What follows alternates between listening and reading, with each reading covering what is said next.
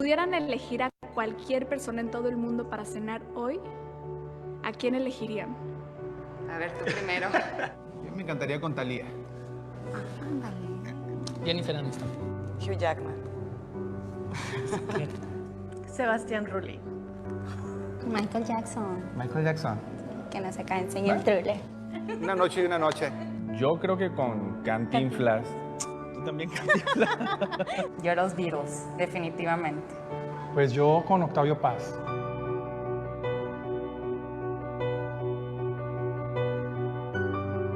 Si pudieran cenar con cualquier persona en el mundo, ¿con quién sería? ¿Qué crees que digan, Con mi familia. Con nuestra familia. Con nuestros papás. ¿Tiene que ser famoso? Yo con mi mami. Yo con mi mami. Mi papá. Porque los quiero. Con mis papás. ¿En familia?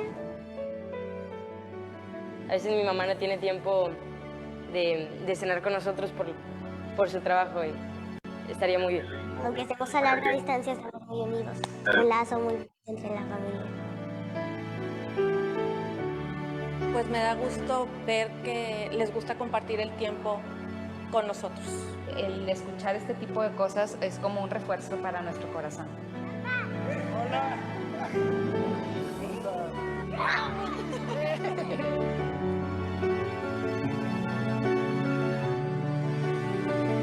Oye, papi, ¿qué vamos a cenar?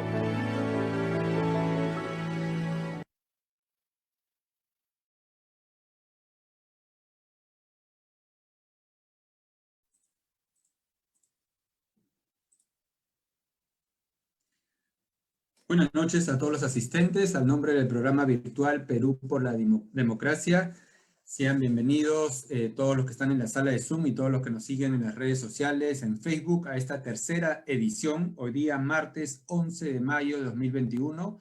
Es un formato de diálogo con hombres y mujeres expertas en diversos campos de interés como educativo, empresarial, cultural, político, jurídico, económico, religioso y artístico, que a su vez nos permitirá analizar la problemática de nuestro Perú y brindar un conjunto de perspectivas de soluciones. En esta extraordinaria noche tenemos dos expertos en los campos jurídicos y teológicos, y cada uno de ellos con sus propias experiencias vividas en los temas que se compartirán en esta noche, y no queremos que se quede con ninguna duda sobre nuestro tema central, la familia y sus fundamentos, enfoque, ideología e igualdad de género. Vamos a presentarlos y escuchar sus palabras de saludo. Primeramente, vamos a dar la bienvenida a la doctora Beatriz Mejía Mori. Buenas noches, doctora Beatriz.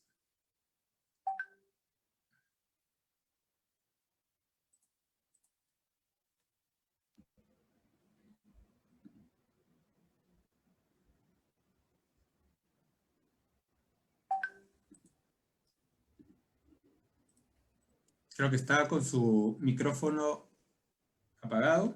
Un saludo a todos y gracias por la invitación.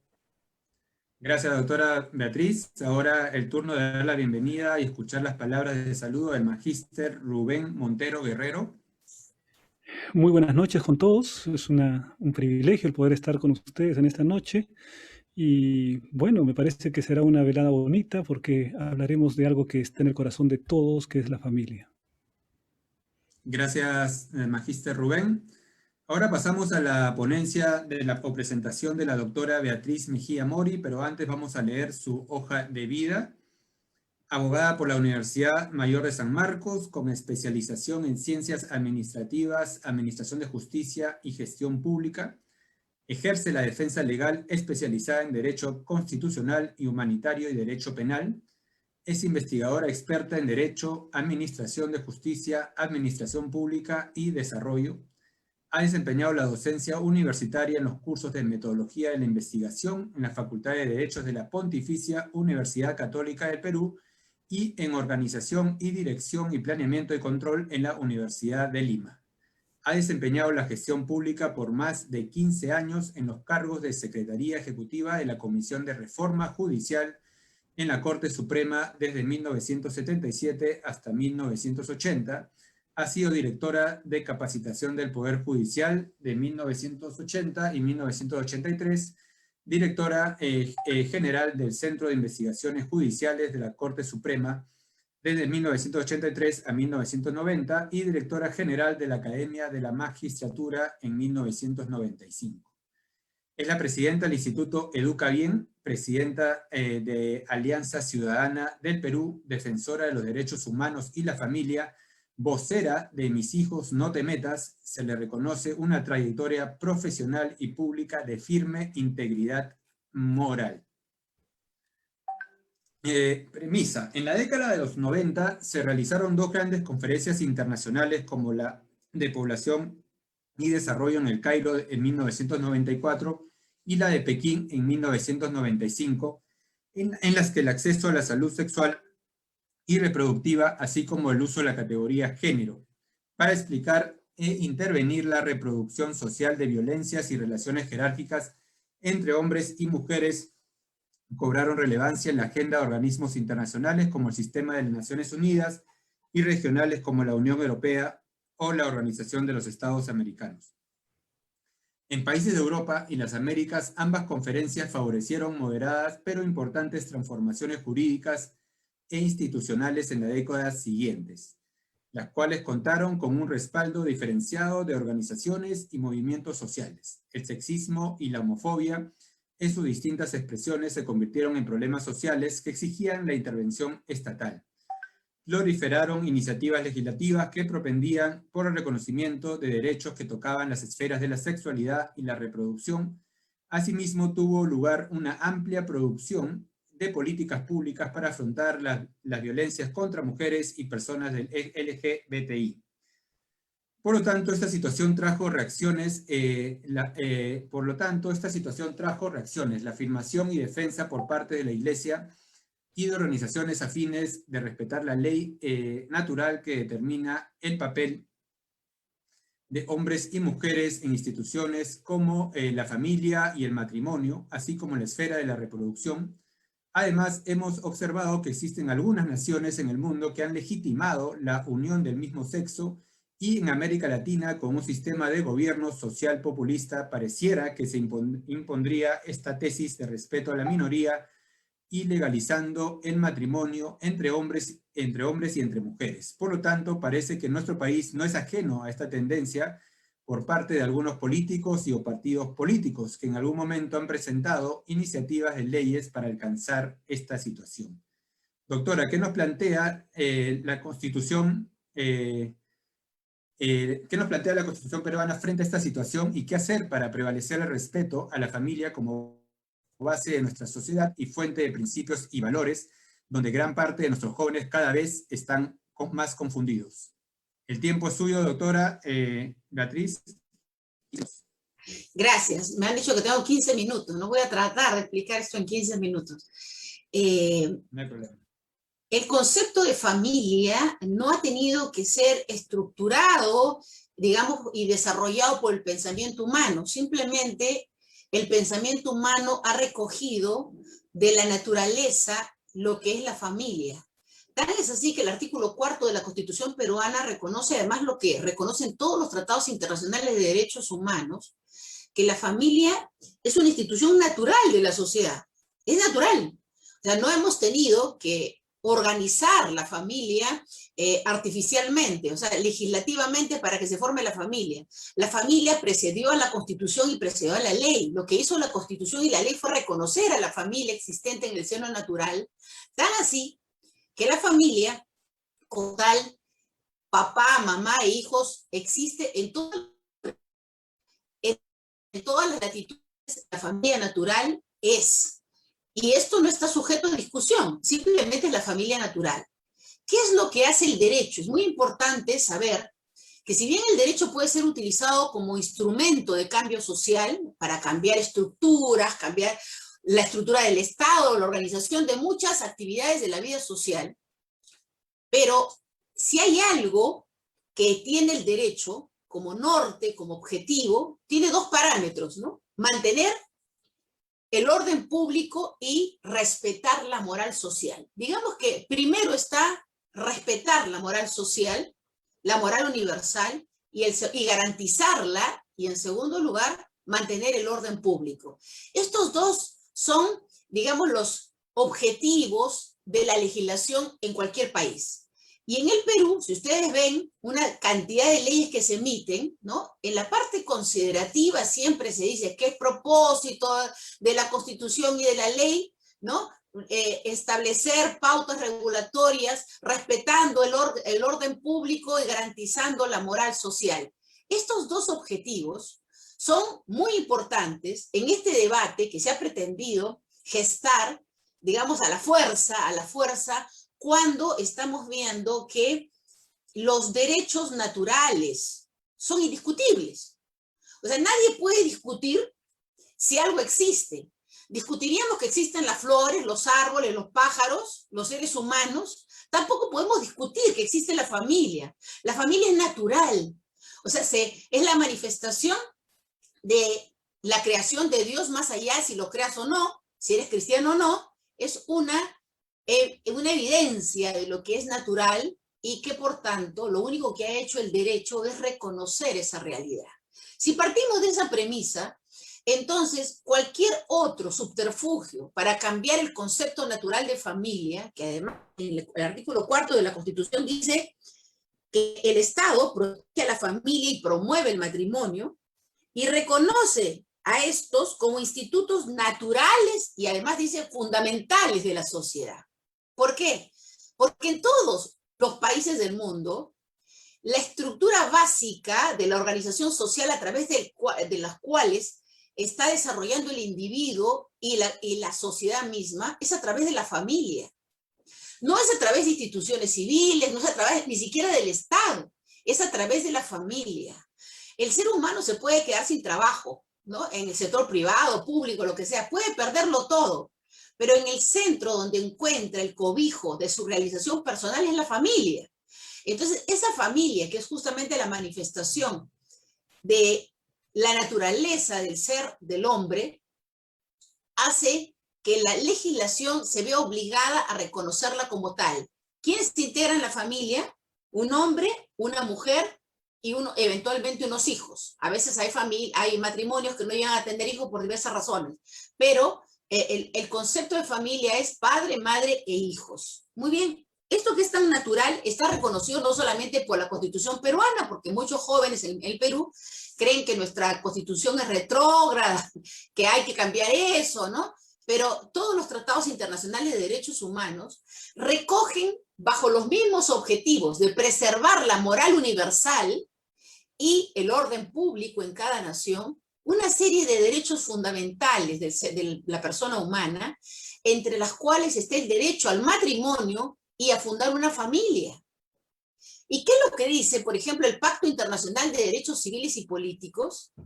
Se reconoce, es el artículo 23, se reconoce el derecho del hombre y de la mujer a contraer matrimonio y a fundar una familia si tienen edad para ello. Ahí tienes tres conceptos que son inherentes a la formación de una familia. Primero, que tienes como ser humano el derecho a casarte. O sea, y dicen, se reconoce el derecho del hombre y de la mujer a contraer matrimonio. O sea que el matrimonio es entre un hombre y una mujer. Y dice, y a fundar una familia, no tiene ni punto ni coma, es de frente. Y a fundar una familia, ese a fundar una familia implica si te casas. O sea, miren cuán conservadores son los tratados de derechos humanos, los internacionales. Se reconoce el derecho del hombre y de la mujer a contraer matrimonio y a fundar una familia, si tienen edad para ello. Quiere decir la edad núbil, ¿no? La edad para casarse. ¿Qué contradice toda la ideología de género que dice que los niños pueden ejercer su sexualidad? O sea, pueden jugar al papá y a la mamá.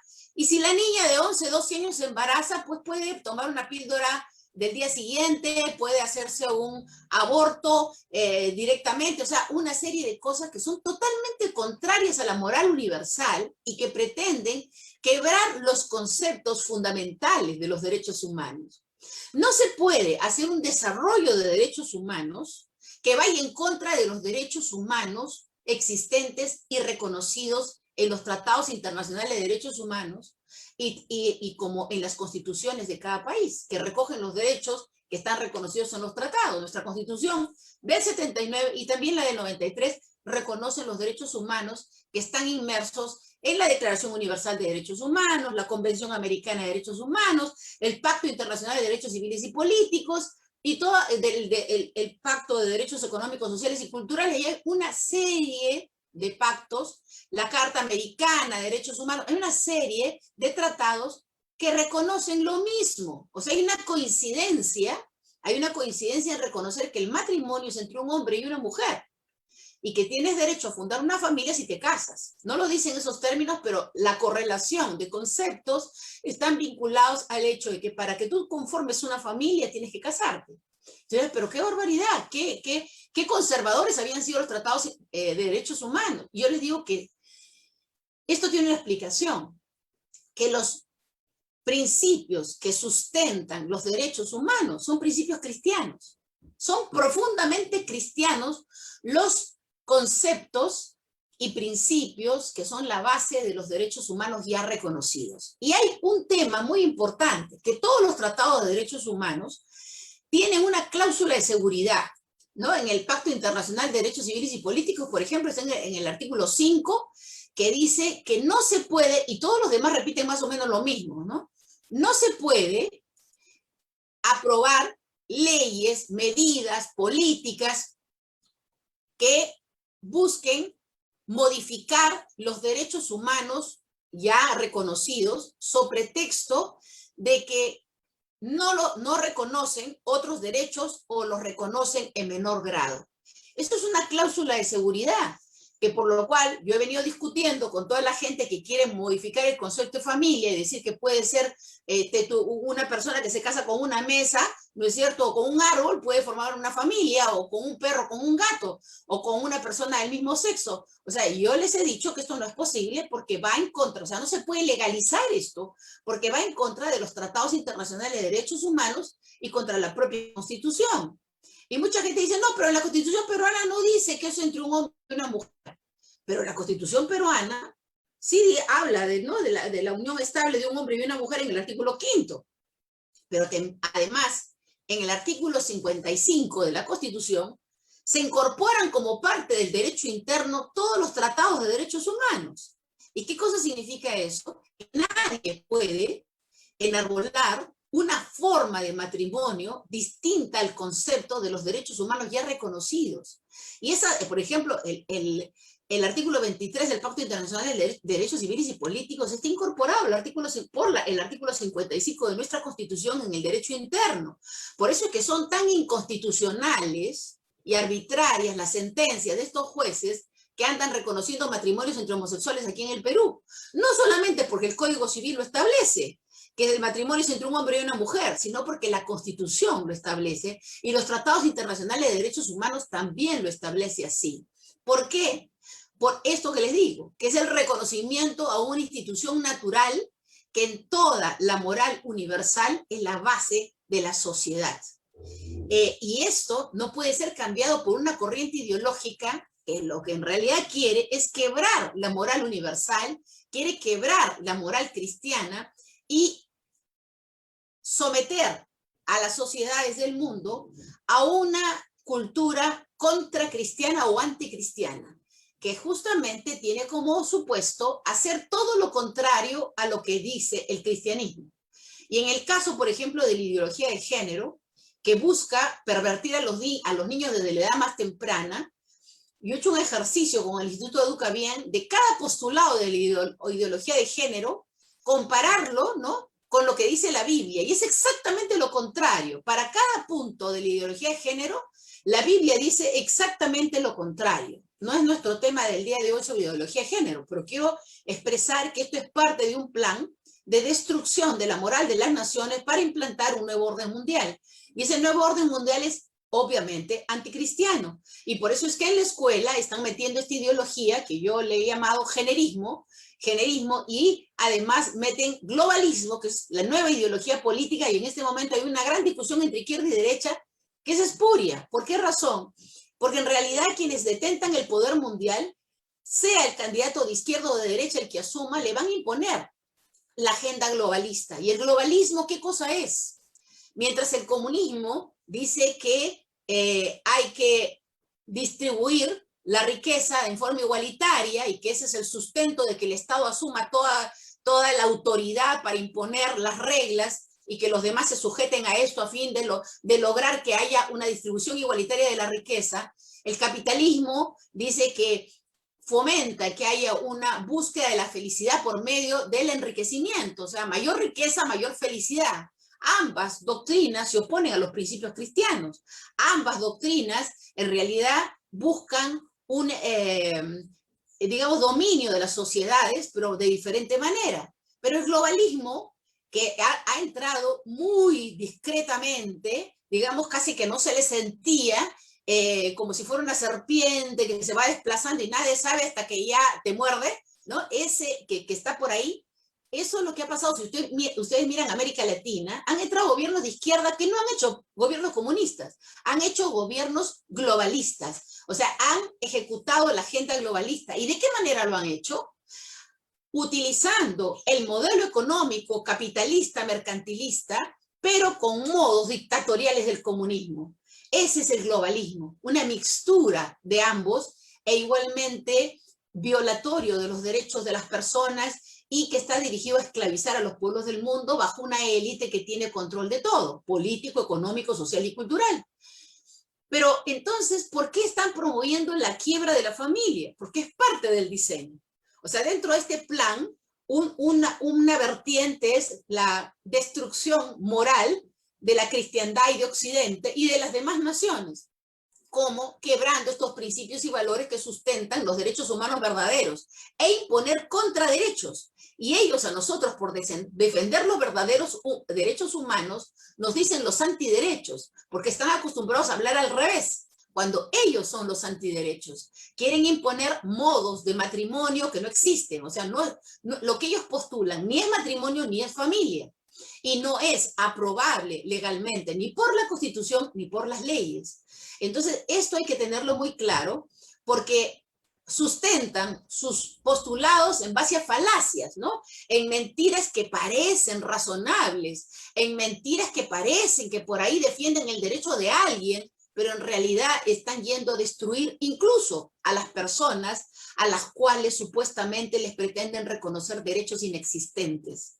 Entonces, venimos a colación de que la familia es una institución natural que trasciende el Estado, que trasciende la ley y que trasciende toda pretensión de afectación por medios legislativos e incluso por medios prácticos.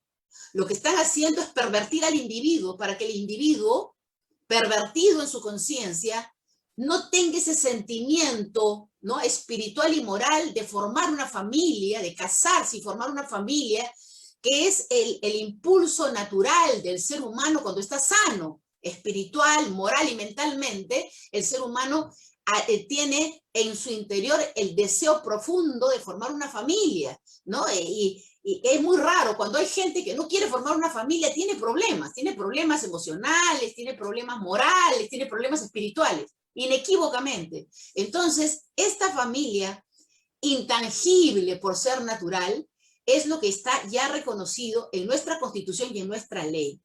A mí me preguntaron en un foro en el Colegio de Abogados, y con esto acabo, en un foro en el Colegio de Abogados de Lima, estaba frente al MOL, a Manuela Ramos, a Flora Tristán, a una serie de agrupaciones pro LGTB, esto ha sido hace más o menos 15 años atrás. Me dijeron, doctora Mejía, pero ¿por qué no se puede aprobar el matrimonio homosexual en el Perú? Y le dije, por un tema muy sencillo, que no puede vulnerarse los tratados de derechos humanos que establecen que el matrimonio es entre un hombre y una mujer. ¿Y por qué razón? Porque eso es la institución natural de la familia.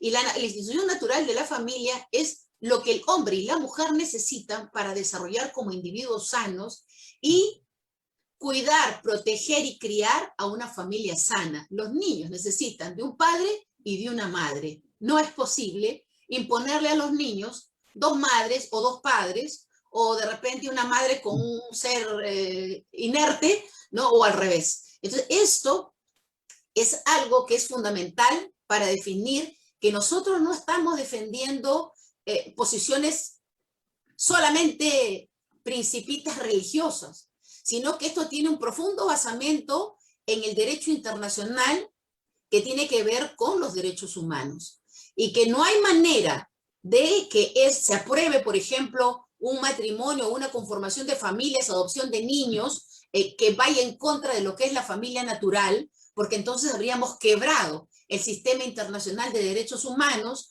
habríamos quebrado nuestro propio orden constitucional y habríamos abierto la caja de Pandora de la destrucción de las naciones y del ser humano en sí mismo, cosa que no podemos permitir, y por eso nos mantenemos en la lucha por defender la integridad de la vida y de la familia tal cual Dios las creó. Gracias. Gracias, doctora Beatriz, por su extraordinaria ponencia. Ahora pasamos a la presentación del magíster Rubén Montero Guerrero. Vamos a leer su hoja de vida. Rubén es licenciado en Teología por la Universidad Peruana Unión, magíster en Educación por la Universidad Peruana Unión, magíster en Teología por la Universidad Peruana Unión, candidato al doctorado en Teología por la Universidad Peruana Unión, cuenta con más de 20 años de experiencia en el campo pastoral de la IASD, ejercidas en Brasil y en el Perú principalmente, actualmente secretario ministerial y director del Departamento de Familia en la Unión Peruana del Sur de la IASD. Muchos estudiosos de las Sagradas Escrituras manifiestan que el matrimonio y la familia es una institución divina creada por Dios, se rige bajo las leyes divinas y por lo tanto no pueden ser tratadas y obedecidas solamente sumisas a la naturaleza humana. En el huerto del Edén, Dios les dijo a Adán y Eva: crece y multiplica, llena la tierra y someterla. Génesis 1:28. Por eso la única y verdadera familia, según la voluntad de Dios, es aquel fruto de unión matrimonial de un hombre con una mujer. No existe otro tipo de familia en el plan de Dios. Pero hoy en día, en pleno siglo XXI, observamos que la familia ha perdido su esencia divina, en la que los hombres y mujeres son imagen del Dios verdadero. Cada vez los miembros de la familia actúan bajo su propia voluntad.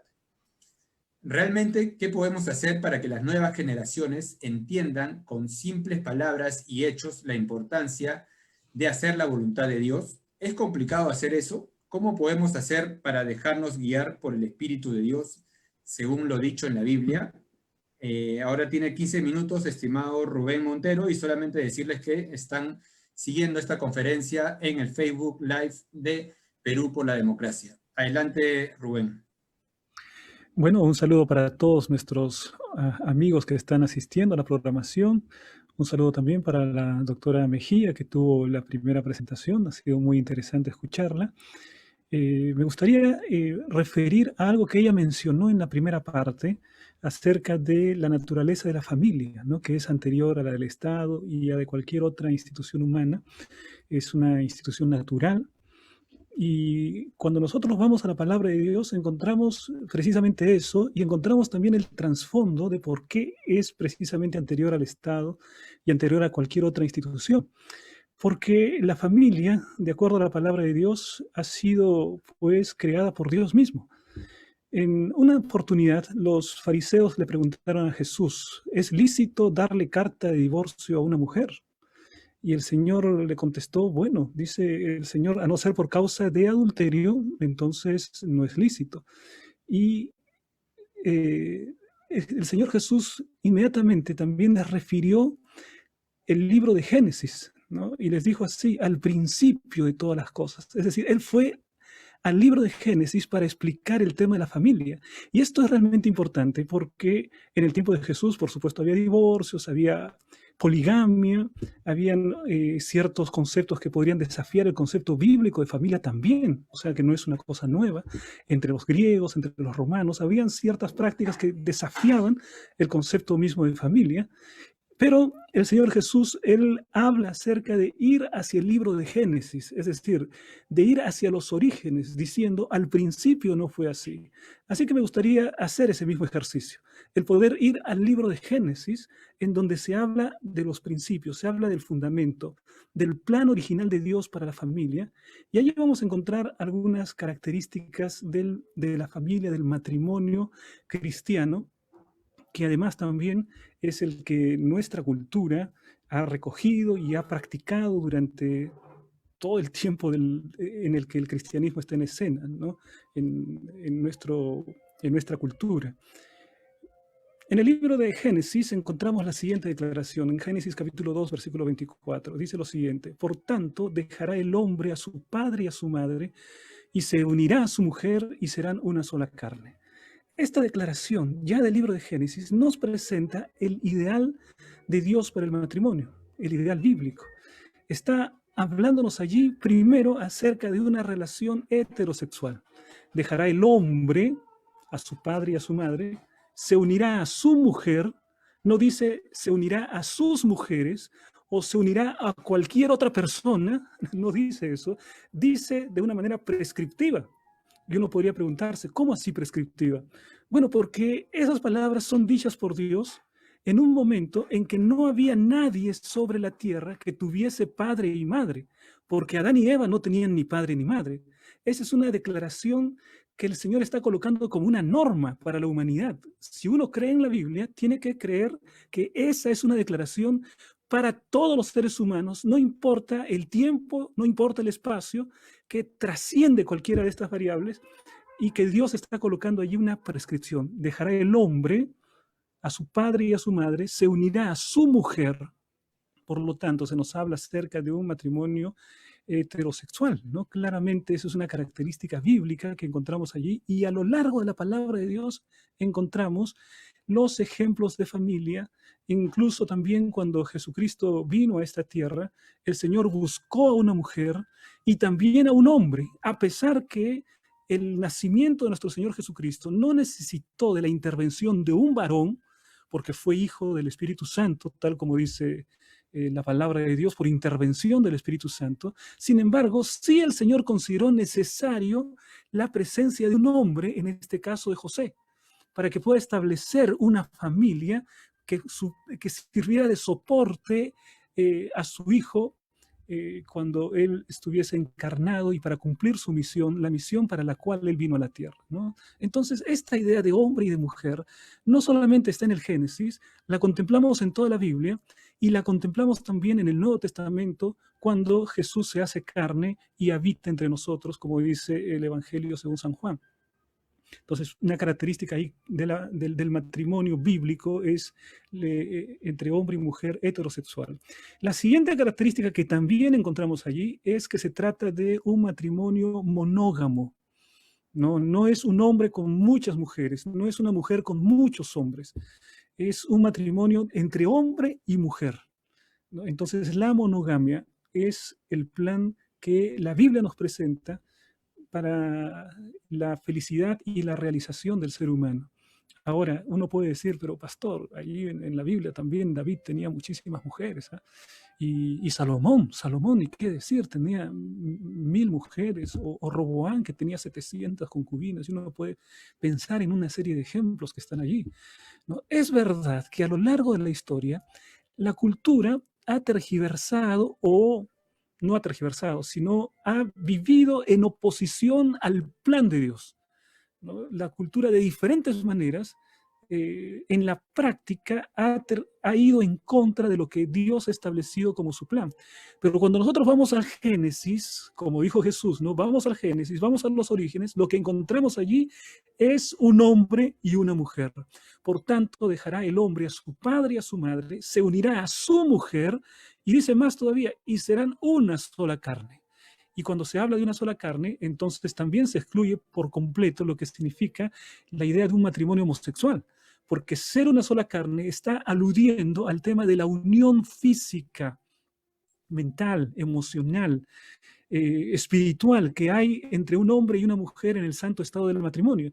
No hay ningún tipo de unión más íntimo sobre la faz de la tierra que el que un esposo tiene con su esposa en el santo estado del matrimonio. Es una unión plena, espiritual, mental, física.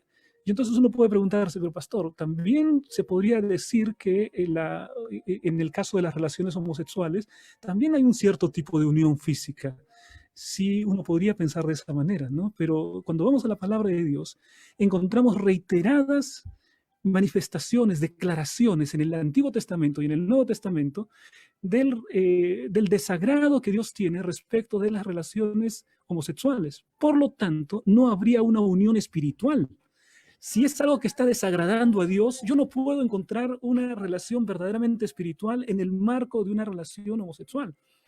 Claramente, para que haya todos los componentes de una verdadera unión, como dice en el versículo 24 que estamos reflexionando ahora, y serán una sola carne, esa unidad plena incluye también la unidad emocional, la unidad espiritual, que significa estar haciendo las cosas en conformidad con la voluntad de Dios, y la unidad física, que también forma parte de ese componente de unirse a su mujer, tal como dice la palabra de Dios. Entonces, es un matrimonio heterosexual del plan de Dios, colocado en la Biblia.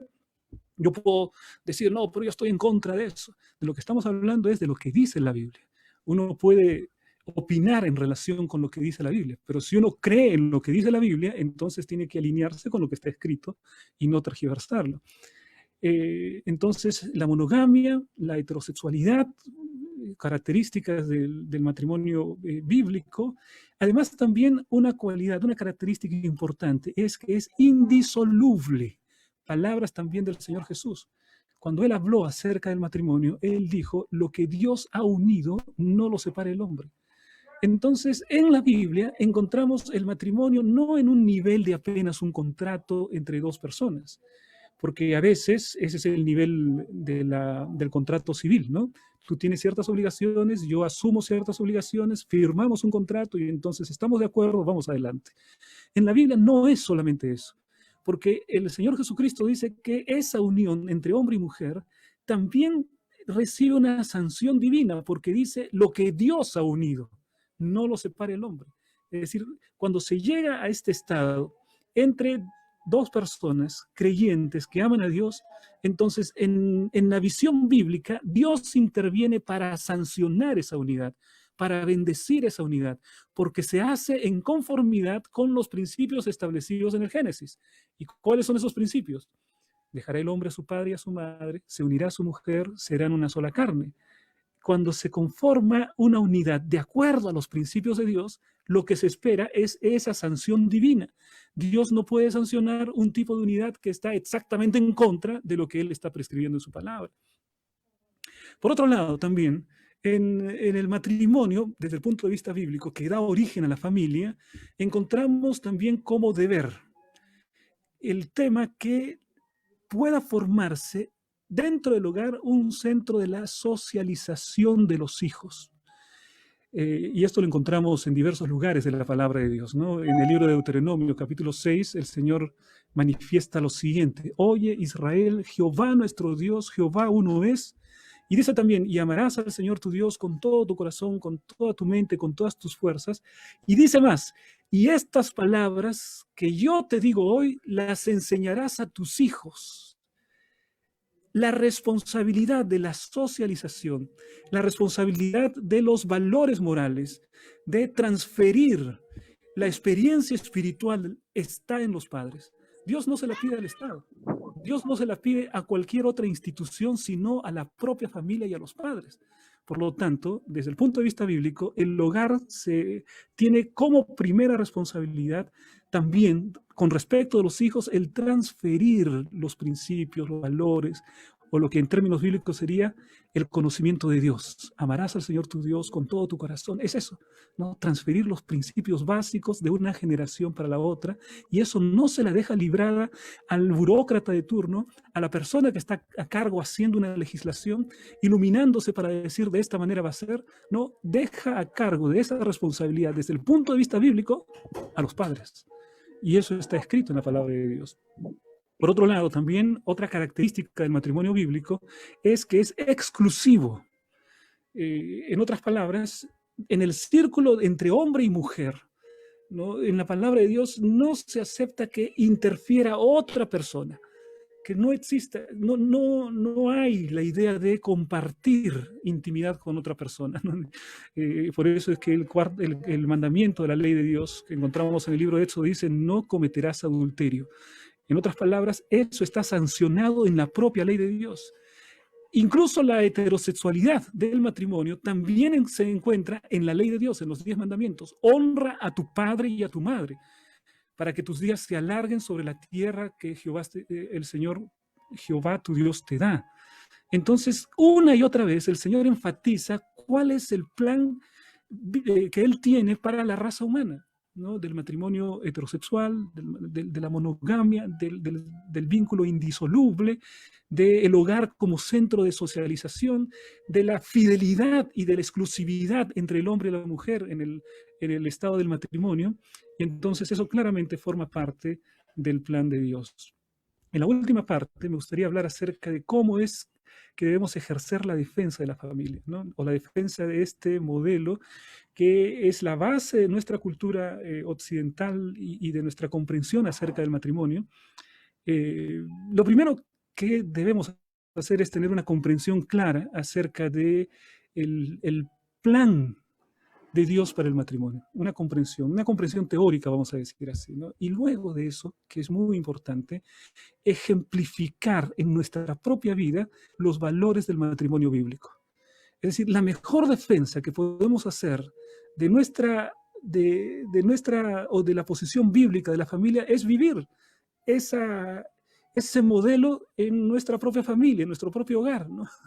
Entonces, de esa manera vamos a transmitir, en medio del amor, de la armonía, en medio del cumplimiento de las responsabilidades del padre, que a veces también deja de lado muchas de sus responsabilidades, o de la madre. En el marco del cumplimiento de las responsabilidades y del amor, vamos a transmitir el plan de Dios en la práctica a las siguientes generaciones. Entonces las siguientes generaciones van a ver, ¿no? Yo quiero tener un hogar como el de mi padre. Yo quiero tener una familia como la familia que tuve cuando fui pequeño. Y entonces de esta manera uno va a poder realizar la mejor plataforma de defensa para la familia. Vivencia plena de los valores que están en la Biblia. Dejar el enfrentamiento ridículo, ¿no? De hombres y mujeres, que viene a ser la consecuencia, pues, de toda esta idea de que de la heteronormatividad, ¿no? de la cultura patriarcal, y un discurso de ese tipo lo que hace es dividir a la sociedad en un enfrentamiento que está en todos los ámbitos de la sociedad, porque hay hombres y mujeres en el hogar. Está la hermana y el hermano, está el papá y la mamá, está el abuelo y la abuela, y llevar el conflicto a todos los ámbitos de la sociedad, al trabajo, al colegio, porque en todo lugar encontramos hombres y mujeres. Entonces no hay receta peor, o no hay receta mejor para el desastre que el de llevar el conflicto de este tipo, basados en una ideología que lo que propone es un cambio cultural que no sabe a dónde va a llegar, ¿no? Y sin duda también que el esposo y la esposa puedan vivir en amor pleno, ¿no? Dice la palabra de Dios: maridos, amad a vuestras mujeres, ¿no? Que esta declaración, ¿no? lo coloca en tono de un mandato. Entonces, vivir el amor más allá de los discursos, más allá de la parte teórica, comprender, no. Llevar a Dios a nuestro hogar, colocarlo como el fundamento de nuestra familia, que gobierne nuestro corazón, que gobierne el corazón de la esposa, de los hijos, y de esta manera tendremos el mejor argumento de defensa contra los enemigos de la familia que se han levantado con mucha fuerza en este tiempo. Bueno, que Dios los bendiga. Muchas gracias. No, felicitamos a Rubén Montero por su excelente ponencia. Ahora pasamos al bloque de preguntas del público a través del chat de aquí de la sala de Zoom y de las redes sociales del Facebook Live. Tenemos una primera pregunta para la doctora Beatriz Mejía. Dice: ¿cómo hacer entender a los jóvenes que en nuestra sociedad existen minoría y mayorías, cada una de ellas con su forma de pensar, sentir y vivir la vida, pero que no necesariamente todos debemos cumplir las reglas de esa minoría o mayoría, pero existen normas que todos debemos cumplir? Eso tiene que ver mucho con la educación que se está dando en la escuela, lo que se está fomentando en este momento justamente es el libertinaje y el que cada quien pueda hacer lo que quiera. Eso no funciona en ninguna sociedad del mundo para ninguno de los aspectos de la vida de una sociedad. No solamente en el ámbito de la conducta individual, sino también en el trabajo, en los negocios, en la industria, en todo lo que se hace en una sociedad. Si cada uno hace lo que quiere, la sociedad no puede marchar. Una sociedad tiene que aprobar un sistema legal que regule la conducta de todos, donde si uno se comporta bien, el sistema no tiene por qué ir contra ti. Pero si tú te sales de las reglas, tú estás permitiendo que el sistema venga contra ti, ¿no? Vale decir una falta o un delito. Falta es cuando se hace una transgresión a las normas de carácter penal, pero que no son muy relevantes, ¿no? Por eso se considera falta en el Código Penal peruano y se convierte en delito cuando estamos hablando ya de transgresiones mucho más graves, que vulneran valores en juego, digamos, que son de mucho más aprecio por la sociedad, como por ejemplo la vida, ¿no? Los delitos contra los derechos humanos, toda una gama de delitos contra el patrimonio, cuando es, digamos, de gran relevancia. Entonces ya se convierte en ser una falta. Cuando te roban, qué sé yo, el monedero con 5 soles, es una falta, pero si te roban, digamos, es de acuerdo a la cantidad que te roban, ¿no? Si te roban 10.000 soles, ya es un delito, ¿no? Es un delito de hurto. Pero bueno, el tema es en qué condiciones te roban. Ya no vamos a entrar en ese tema. Me refiero a que el estar sujeto a normas, a leyes, es algo que es parte de vivir en orden en una sociedad. Por eso es que hablábamos que los dos grandes objetivos en lo que es el establecimiento de una constitución y de todo un sistema legal en todo país es el respeto a la moral social y la garantía del respeto a la moral social en el comportamiento de todos, y la otra es mantener el orden público. Entonces, si esos dos son los objetivos de la sana convivencia en una sociedad, no puede haber gente que hace lo que quiere, porque hay gente que muchas veces no quiere hacer lo bueno, quiere hacer lo malo, y por ejemplo quiere meterse a tu casa, quiere quitarte tu casa, ¿no? Y cometer delito de usurpación, no importa, te llegas a tu casa. Yo he conocido casos así, soy abogada penalista, de que han metido la llave a su casa, ¿no? Y no abre. Entonces, ¿qué pasa? Y han abierto la puerta por la ventana y dicen, ¿usted qué cosa quiere? ¿Cómo que qué cosa quiere? Está en mi casa. Afuera de acá los han botado y se habían metido en su casa. Habían cambiado la chapa y no dejaban entrar a los dueños. Yo te pregunto, ¿qué opinarías que te pase eso a ti? O sea, te estoy poniendo un ejemplo. ¿Qué pasaría con una sociedad donde cada quien hace lo que quiere y donde la gente que no está muy bien del alma hace cosas muy malas, ¿no? En contra de los demás. Bueno, ese es el punto donde tú dirás, bueno, pero en el terreno individual, la vida sexual de cada quien puede hacer lo que quiere. Y que eso no, en tanto no tenga nada que ver con los demás, pues no le afecta a nadie. Pero eso es una falacia. Yo les voy a decir que eso es una falacia, porque el hecho que en un seno social la gente haga lo que quiera con su cuerpo, sí afecta al tejido social, sí afecta a las personas. Y ya en este momento, con tanta permisividad, hay gente, ¿no? Parejas del mismo sexo que se están besando en las calles. Y los niñitos están preguntando, mamá, ahí hay dos señoritas, se están besando. ¿Por qué se están besando, mamá? Y la mamá no sabe qué hacer, por dónde comenzar para explicarle a su pobre hijo algo que no entiende, ¿no? Entonces, sí está afectando el seno social. Pero además hay un tema espiritual acá, que es un tema mucho más profundo, ¿no? Cada cosa que va en contra de los principios de Dios que el ser humano hace, así lo haga en lo oculto, escondido en su casa, afecta la vida de una nación. Parece mentira, pero eso es real. La gente que actúa mal en cualquier forma, aunque sea diciendo una mentira, está afectando su vida, su familia, su pueblo y su nación. Son leyes espirituales que deberíamos aprender a los 5 años, ¿no? Así como nos están enseñando ideología de género, los niños deberían enseñarles a los niños desde la primera infancia lo que es el impacto espiritual de tus actos. Cada cosa que hacemos nosotras, buena o mala, impacta a nuestra nación. Entonces, ¿cómo convencemos a jóvenes que están cerrados diciendo que pueden hacer lo que quieren, que tienen que cambiar? Es enseñarles estos principios? Eso es un tema de educación. En la escuela, en las instituciones, en los medios de información. Para hacer un cambio en una sociedad, hay que hacer algo inverso que nos están haciendo ellos en este momento, metiéndonos la contracultura anticristiana por todos los poros, ¿no es cierto? Por revistas, películas, dibujos animados, por todas partes está la contracultura anticristiana. Entonces, esto que están haciendo ellos como metodología de difusión, nosotros tenemos que hacer para que los jóvenes aprendan desde niños, ¿no? Desde niños, que el vivir respetando las reglas garantiza su felicidad, la felicidad de su familia y el engrandecimiento de su nación. Gracias, doctora, por su intervención. Continuando con el bloque de preguntas, tenemos la primera pregunta para el magíster Rubén Montero. En la Biblia nos narra la historia de un hombre que preguntó: ¿qué hacer para ser salvo o ser transformado si siento que no estoy andando en los caminos a la luz de la Biblia? ¿Qué se debe hacer? Hay una declaración del apóstol Pablo en Romanos capítulo 7, donde él dice, hablando incluso acerca de su propia experiencia personal: el bien que quiero hacer, no hago, y el mal que no quiero hacer, termino haciendo. Y él dice, miserable hombre de mí, es decir, vive en una plena contradicción.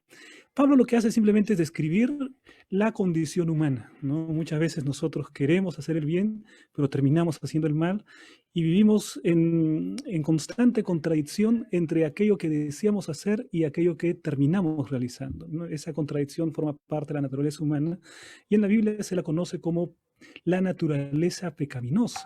Es decir, desde el momento en que el pecado entra al mundo, es que viene una cantidad de consecuencias contrarias a la naturaleza humana, y también contrarias a la propia naturaleza en general, ¿no?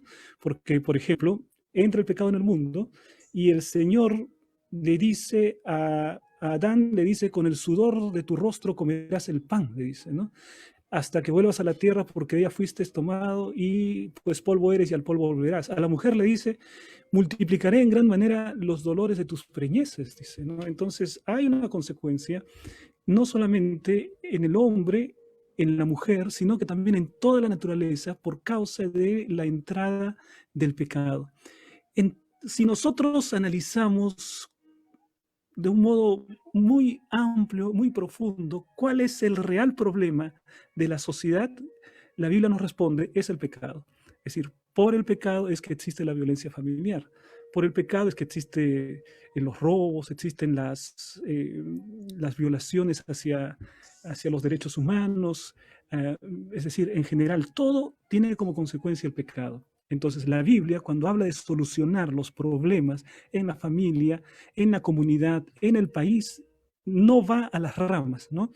La Biblia no hace como que uno quiere desaparecer las naranjas solamente, sino que desaparece desde la raíz, el árbol, ¿no?, del pecado.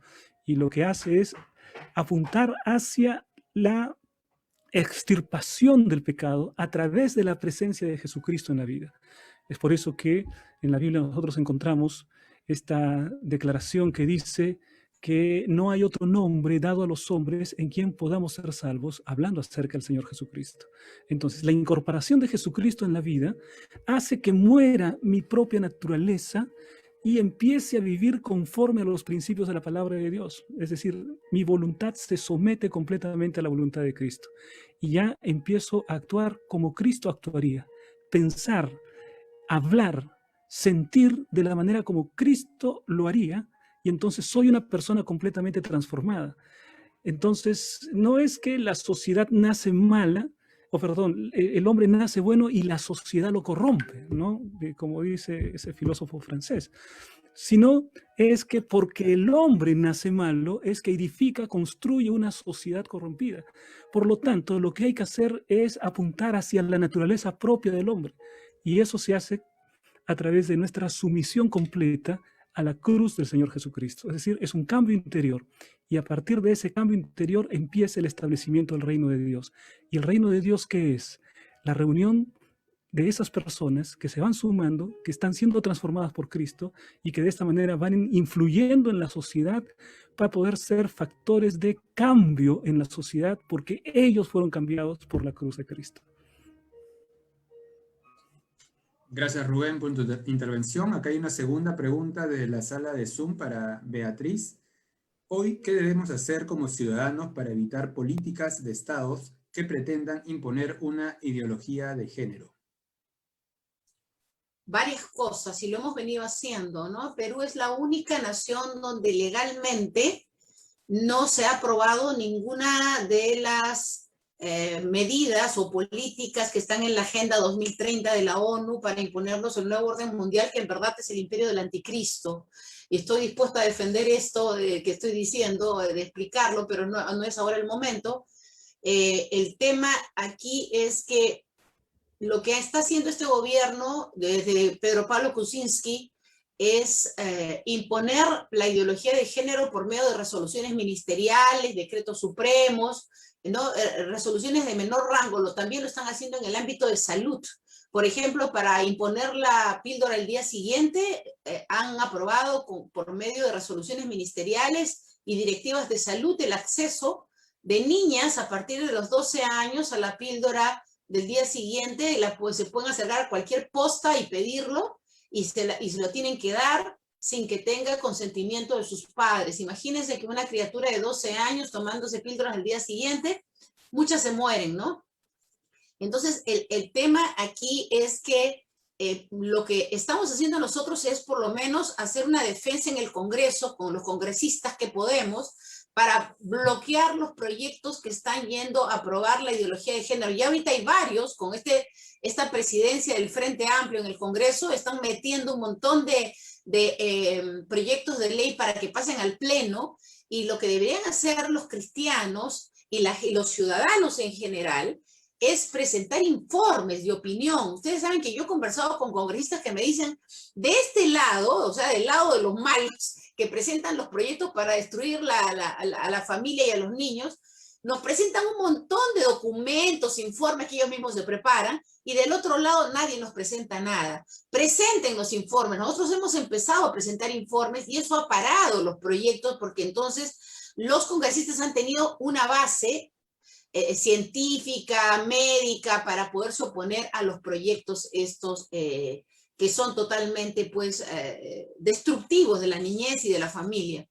Pero hay un terreno que yo veo que está en blanco, que lo hemos abandonado, y es que la trampita de apelar a resoluciones ministeriales, directivas de salud, decretos supremos, está como que abandonado. O sea, no se les dice nada a los funcionarios del Ejecutivo que están sacando estas normas. Así como fastidiamos a los congresistas, deberíamos fastidiar a los miembros del Ejecutivo y decirles, señor, usted ha emitido una resolución ministerial número tanto que establece esto, esto, el otro. Nosotros, los ciudadanos de tal organización, de tal sector, de tal región del Perú, estamos en contra de lo que usted ha aprobado por tal razón, por tal razón, por tal razón.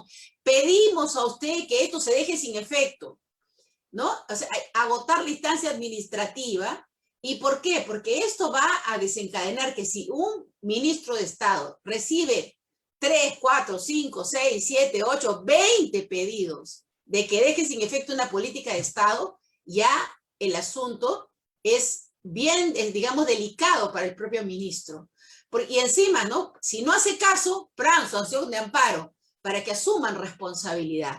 O sea, tienen que ponerse en el candelero a las autoridades que vía resoluciones de menor rango legal están aprobando políticas de Estado que están destruyendo nuestra nación.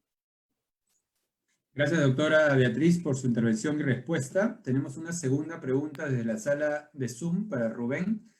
Dice, tenemos por conocimiento de que el comunismo es anticlerical, antieclesial, materialista y ateo. Veo en las redes que muchas personas católicas y evangélicas de mucha fe van a votar por esta opción partidaria. ¿Cómo hacerles ver a las personas que quizás están en desconocimiento, están votando por esta opción partidaria? Además, le pido su opinión acerca de la declaración de Vladimir Cerrón hace un año en Ayacucho, donde indicó que la religión es uno de los 3 elementos del capitalismo con objetivos a eliminar a un gobierno de su ideología. Bueno, esta es una pregunta un poco comprometida porque tiene que ver con una opinión política a la cual yo no quiero entrar, ¿no? Lo que sí puedo decir en términos generales es que como cristianos y como ciudadanos tenemos la obligación de informarnos y de informarnos en todas las áreas posibles, ¿no? De informarnos en el área del plan económico, de informarnos en el área del plan educativo, de la relación con la Iglesia y el Estado, ¿no? La libertad religiosa, es decir, de informarnos. Y yo creo que más allá de una postura política y de comentar algunas declaraciones de cualquier líder político, la obligación que tenemos como ciudadanos es la de informarnos lo más posible para dar un voto responsable de acuerdo con nuestra conciencia, ¿no? Entonces, yo creo que eso es lo que yo podría comentar al respecto. No, muchas gracias, Rubén, por tu intervención y respuesta. Queremos agradecer en nombre del programa Perú por la Democracia habernos acompañado esta noche de inicio a fin con este tema central, la familia y sus fundamentos, enfoque, ideología e igualdad de género. Gracias por la presencia de la doctora Beatriz Mejía y la presencia del magíster Rubén Montero y la presencia de cada uno de los asistentes en la sala de Zoom y los que nos siguen en las redes sociales. Solo me queda invitarlos a que nos acompañen el próximo martes en este canal, en este programa Perú por la Democracia a las 8 p.m. Que tengan buenas noches, que descansen. Muchas gracias por asistir.